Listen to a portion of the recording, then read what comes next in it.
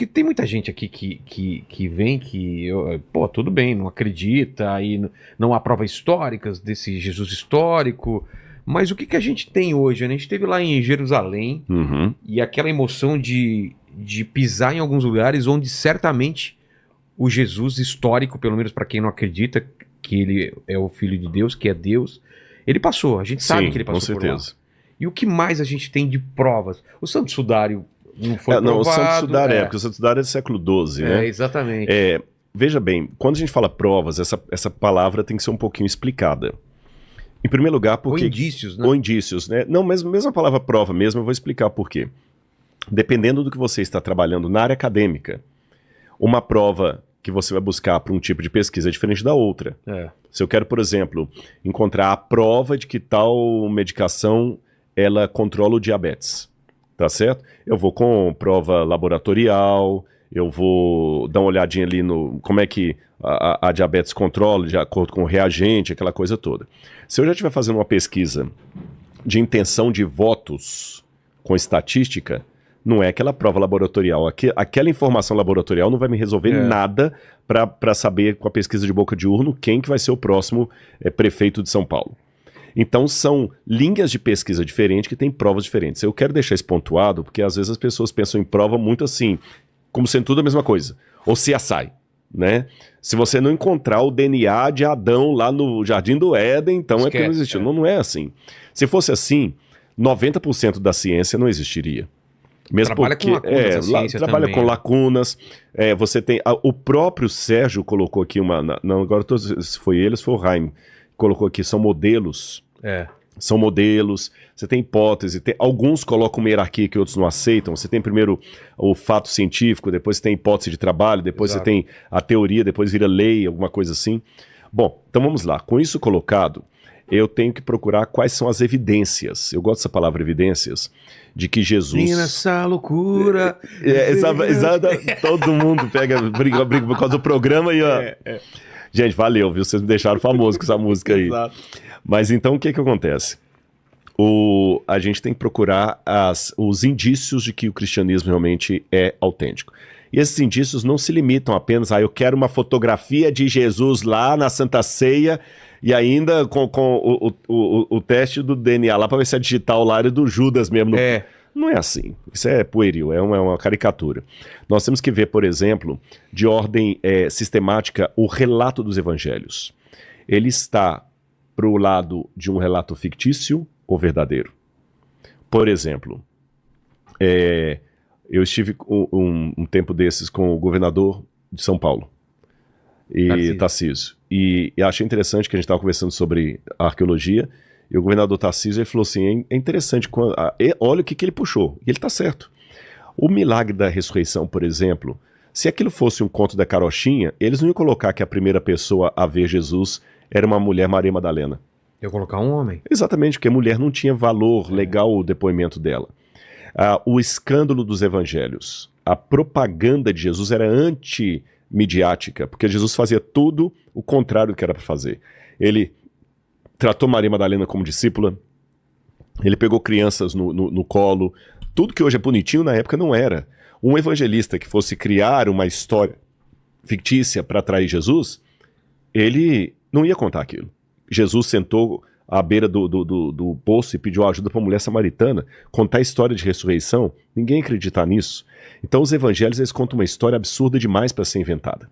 Outro detalhe, o próprio Stuart Mill, que era ateu e é o fundador do método científico, porque, bom, mais ou menos, a sistematização, porque o fundador do método científico é Francis Bacon, mas quem sistematizou as leis do método científico foi Stuart Mill. Stuart Mill falou, olha, quando eu olho para o evangelho, e o cara era ateusaço, né? Ele fala assim, Jesus, só alguém maior do que Jesus para inventar Jesus. Ele é grande demais para ser invenção de algum produtor literário. E o C.S. Lewis depois vai retomar essa frase do Mills e fala o seguinte, realmente, então se Jesus foi inventado por alguém, mostre quem inventou Jesus, aí já é C.S. Lewis falando, porque eu vou segui-lo. Porque realmente, eu digo a mesma coisa, se Jesus foi criado por alguém, me fala quem é esse alguém que eu vou devotar esse cara aí. Cara. Isso dentro do ponto de vista literário. Existe uma diferença muito grande entre os evangelhos e as biografias A Vida dos 12 Césares de Suetônio, por exemplo. O estilo, você vê que a narrativa não é de criar uma novela, uma metáfora. O querigma era algo autêntico. Tanto é que eles entregavam a vida deles por aquela história. Pedro falou o seguinte: nós não demos a conhecer os ensinos como se fossem fábulas engenhosamente inventadas. Pelo contrário, nós fomos testemunhas do que aconteceu. Nós fomos testemunhas. E eles morreram por causa daquilo ali. Olha, eu não conheço nenhum especialista em Shakespeare que dê a vida por sua interpretação de Hamlet. Mas quantos morreram por Jesus? Tá certo? Olha o efeito do que Jesus provocou no mundo até hoje aí. Outro detalhe curioso, agora indo para a arqueologia. Nós temos comprovações da existência de Jesus muito antigas. Você tem Tácito mencionando Jesus, que não era cristão, nem judeu. Suetônio menciona Jesus. Você tem Plínio mencionando Jesus nas cartas de Plínio. Você tem Flávio Josefo, que era um autor judeu, menciona Jesus. Jesus tem mais comprovações contemporâneas ao século dele do que Alexandre o Grande. Ah, é? A biografia mais antiga que eu tenho de Alexandre o Grande, das que chegaram até hoje, data de 300 anos depois da morte dele. As Vidas Paralelas de Plutarco. E mesmo essas Vidas Paralelas, o manuscrito mais antigo que eu tenho data de 1000 anos depois. Agora vamos comparar com Jesus. A biografia mais antiga que eu tenho de Jesus, pela datação que eu dou dos evangelhos, data do ano 50. 20 anos depois da morte dele. Depois da morte de... E essa biografia é baseada em documentos, a fonte Quell, a fonte Quell é fonte em alemão, que eram documentos anteriores ao ano 50. Além disso, o manuscrito mais antigo que eu tenho dos evangelhos data do ano 125 a 130, a 140 mais ou menos, que é o papiro John's Highlands, que é menos de 100 anos depois dos acontecimentos. Bem diferente de Alexandre o Grande. Pitágoras, eu não tenho nenhuma comprovação histórica de Pitágoras. Nenhuma. O que nós sabemos de Pitágoras são fragmentos que datam de 1000 anos depois da suposta vida dele. E eu não vejo ninguém duvidar de Pitágoras. Então eu tenho muita coisa forte sobre Jesus. E ainda que tudo isso que eu falar aqui, seja demonizado, ridicularizado ou até mesmo refutado, ainda que Jesus seja um mito, ele foi o melhor mito que já existiu. Por que eu digo? Porque hoje mesmo eu encontrei com um rapaz que estava aqui, que ele escreveu o livro, né? Verdade. Contando a vida dele, ele falou assim, olha, eu era drogado, fui preso, fui ligado a tráfico de drogas, Exato. comando pesado, aquela coisa toda e tal, e eu tive um encontro com o evangelho na cadeia, e na cadeia eu terminei de cumprir pena na ala dos crentes. Nossa. Na dos evangélicos. Então você vê que os evangelhos é um desafio que eu faço. Pegue um grande clássico. Você que não gosta de Bíblia, não aceita a Bíblia, eu já fiz esse desafio, acho que foi aqui. Pegue qualquer livro grande aí, Deus no Delírio, de Richard Dawkins, e joga aí no mundo do crime. Quantos vão deixar de ser criminosos porque leram Richard Dawkins? Quantos? Carlos Drummond de Andrade escreveu com maestria, mas quantos deixaram o vício, a pornografia, a delinquência porque leram Carlos Drummond de Andrade? Aí antes que alguém proteste, não, mas a educação enobrece, em termos.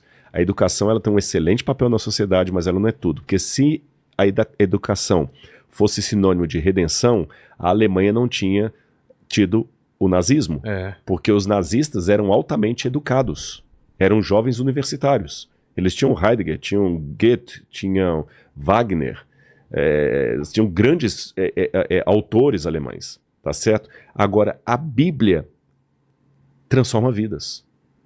Então, ainda que tudo que eu falei aqui fosse hipoteticamente refutado e fosse provado para longe de qualquer questionamento que Jesus é um mito, ainda assim eu continuaria pregando esse mito, porque é o melhor mito de todas as vidas, porque eu não conheço nenhum ex-traficante porque leu os Marvel. Porque eles falam assim, mas é tudo mito. Eu não conheço nenhum homem que bate mulher, fugiu... Comete feminicídio. Como que é? Ou esse mesmo agressivo. Eu não conheço nenhum praticante de violência doméstica que literalmente deixou de praticar violência doméstica porque leu a Ilíada de Homero. Ou leu uma revistinha do Thor. Isso é tudo mito? É.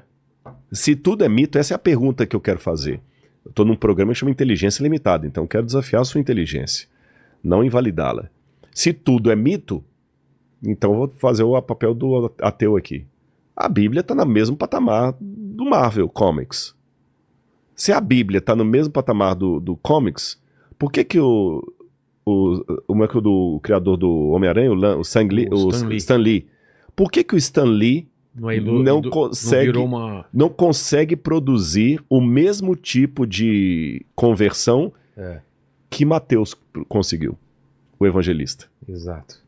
Uma vez que eu falei isso, alguém tentou falar, não, mas é porque esses livros não foram escritos com esse propósito. Eu falei, nossa, se eles não foram escritos com esse propósito, então qual que é o valor humano dessa literatura? Mas o fato, a ressurreição é o que faz sentido. Uhum. Porque senão ele seria um homem comum. Uhum. Quando ele, depois de morto, ele ressuscita, é o que faz toda a diferença. Uhum. Não é? Tem um autor chamado Müllermann, ele é um dos maiores especialistas em lógica aristotélica.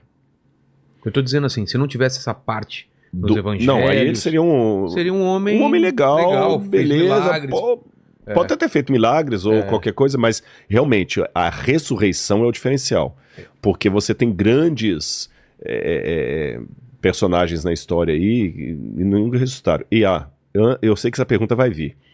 Mas não diz que todo o evangelho é um mito dos pagãos lá, né? Que Jesus ressuscitou porque o Tammuz também ressuscitou, que Dionísio ressuscitou. Tem gente que faz uma comparação tem muito. Tem aquele documentário Zeitgeist que colocou isso aí. Verdade. Por exemplo, que Jesus ressuscitou, mas porque Osíris também ressuscitou, então foi um plágio. Não confunda. A ressurreição é inédita. Quando esse pessoal fala que Osíris ressuscitou, Osíris não ressuscitou. Osíris foi esquartejado por Sete, o irmão dele. A esposa dele, Ísis, recolhe os pedaços dele e dá uma sobrevida para ele no mundo dos mortos, onde ele está mumificado. Não teve nada de ressurreição. Dionísio foi costurado na coxa de Zeus ali, e saiu da coxa de Zeus, não tem nada que Dionísio foi ressuscitado. E não tem nada de semelhança dos mitos com o cristianismo. Que Jesus tinha 12 discípulos, porque também Osíris tinha 12, mito, não tem nada. Lê a literatura grega, não existe isso. É invenção, tá bom?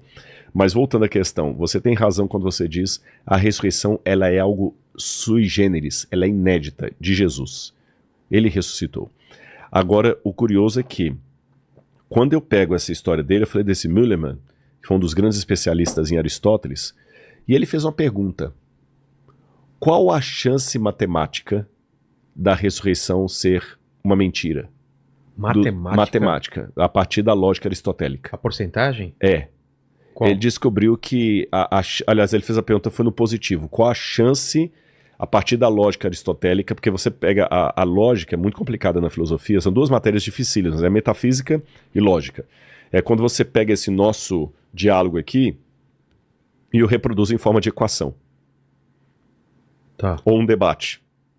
Aí na equação você vê, peraí, o argumento dele não procede, porque na equação ele transforma tudo, ele não é que abandona, ele substitui uma linguagem por outra, que é a matemática linguagem.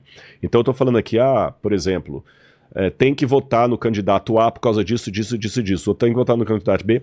Um bom logicista ou filósofo de lógica, ele pega a minha fala, a fala do meu oponente e vai transformando tudo em equação para ver se tem coerência a minha argumentação ou se o meu argumento é autorrefutável. Entendi. Ele mesmo se desmente. Então ele fez isso com Aristóteles e pegando toda a lógica aristotélica, e ele descobriu que a chance matemática da ressurreição ser verdadeira, eu não saberia reproduzir, mas é 1 em ou seja, ela é altíssima. É coisa acima de 99%. Tá certo? Como que ele chega nisso aí? Através de... Ele vai pegando todas as hipóteses, aí tem não dá para explicar isso aqui rapidamente, o livro é dessa grossura e muito técnico, mas ele vai pegando todas as equações, você vai pegando todas as probabilidades e vai descartando-as a partir de equações. Por exemplo, você esgota tudo que é possibilidade. Por que alguém ia inventar uma história da ressurreição? Então você trabalha toda a hipótese. Essa história foi inventada. Entendi. Não, ela foi fruto de uma alucinação coletiva. Não, ela foi fruto de uma lenda, de uma parábola. Não, ela foi histórica, mas equivocada. Não, Jesus tinha um irmão gêmeo, como até alguns pensam, né, que Jesus tinha um irmão gêmeo, que o irmão gêmeo dele é que apareceu, pensar. Ele trabalha todas as hipóteses. Jesus possuía os corpos, ele saía de a transmigração de corpos, que seria a máxima de Pitágoras. Ele pega tudo aquilo ali. Ele vai pegando tudo. E aí ele vai com a equação desmontando. Aí ele fala no final, ele fala o seguinte: eu acredito na ressurreição, graças